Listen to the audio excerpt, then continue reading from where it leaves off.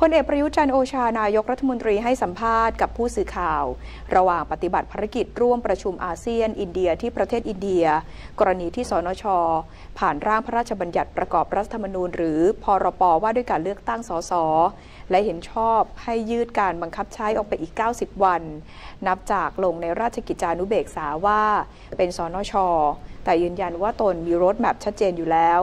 ซึ่งการลงมติดังกล่าวไม่สามารถไปก้าวล่วงได้เพราะเป็นเรื่องของกฎหมายขอให้ไปฟังเหตุผลก่อนซึ่งตนก็พร้อมปฏิบัติตามหลักเกณฑ์และกติกา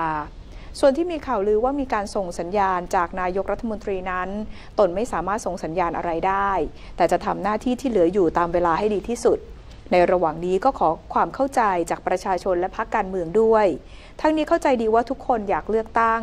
หรือถึงเวลาที่จะต้องเลือกตั้งแล้วก็จะไม่ไปขัดแย้งอะไรกับนักการเมือง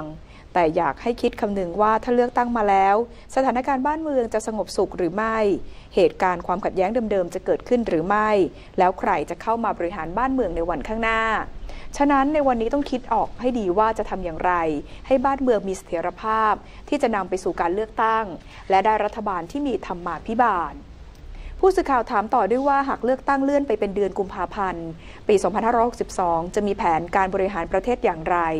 พลเอกประยุทธ์ระบุว่ายังไม่ทราบอย่างเป็นทางการถ้าหากเป็นเช่นนั้นจริง